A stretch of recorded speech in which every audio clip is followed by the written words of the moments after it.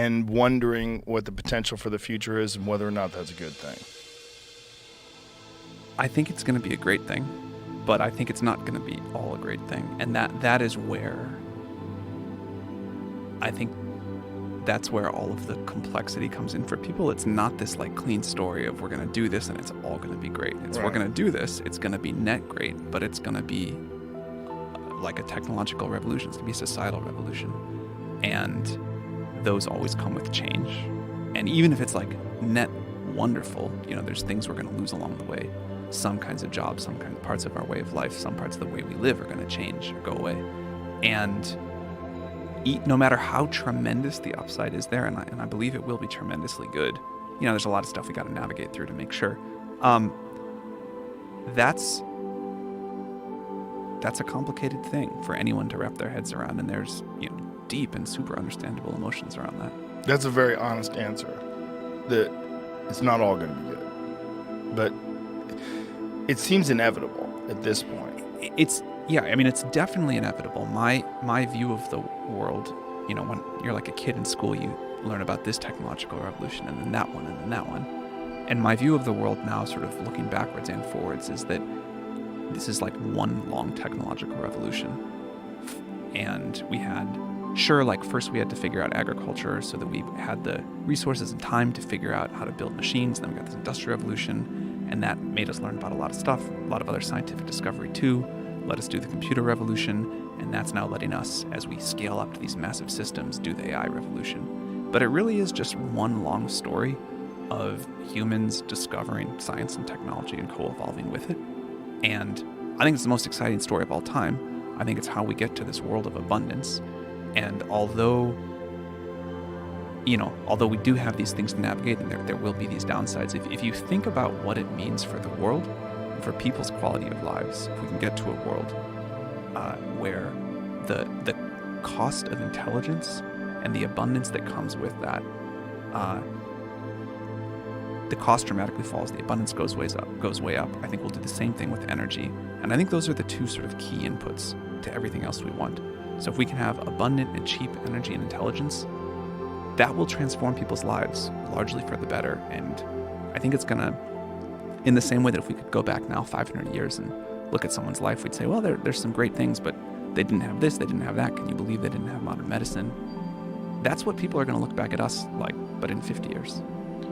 When you think about the people that currently rely on jobs that AI will replace, when you think about whether it's truck drivers or automation workers, people that work in factory assembly lines, what, if anything, what strategies can be put to mitigate the negative downsides of those jobs being eliminated by AI? So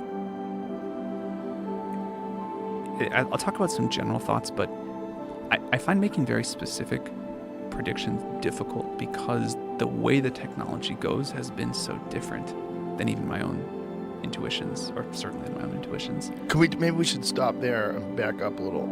What were your initial thoughts? If you had asked me 10 years ago, I would have said, first, AI is going to come for blue-collar labor, basically. It's going to drive trucks and do factory work, and it'll handle heavy machinery. Then maybe after that, it'll do like some kinds of cognitive labor, but it won't be off doing what I think of personally as the really hard stuff. It won't be off proving new mathematical theorems, won't be off, discovering new science, won't be off writing code. And then eventually, maybe last of all, maybe never, because human creativity is this magic special thing. Last of all, it'll come for the creative jobs. That's what I would have said. Now, it looks to me like, and for a while, AI is much better at doing tasks than doing jobs. It can do these little pieces super well, but sometimes it goes off the rails. It can't keep like very long coherence. So people are instead just able to do their existing jobs way more productively. But you really still need the human there today. And then B, it's going exactly the other direction. You can do the creative work first, stuff like coding second. They can do things like other kinds of cognitive labor third, and we're the furthest away from like humanoid robots. So back to the initial question. if we do have something that completely eliminates factory workers, completely eliminates truck drivers, delivery drivers, things along those lines, that creates this massive vacuum in our society. So I think there's things that we're gonna do that are good to do but not sufficient. So I think at some point we will do something like a UBI or some other kind of like very long-term unemployment insurance something, but we'll have some way of giving people, like redistributing money in society and as a cushion for people as people figure out the new jobs. But, and maybe I should touch on that. I'm not a believer at all that there won't be lots of new jobs. I think human creativity, desire for status, wanting different ways to compete, invent new things, feel part of a community, feel valued, that's not going to go anywhere. People have worried about that forever. What happens is we get better tools and we just invent new things and more amazing things to do. And there's a big universe out there. And I think, I mean that like literally, in that there's like space is really big, but also there's just so much stuff we can all do if we do get to this world of abundant intelligence where you can sort of just think of a new idea and it gets created. But again, that doesn't, to the point we started with, that doesn't provide like great solace to people who are losing their jobs today. So saying there's going to be this great indefinite stuff in the future, people are like, what are we doing today? So, you know, I think we will, as a society, do things like UBI and other ways of redistribution, but I don't think that gets at the core of what people want.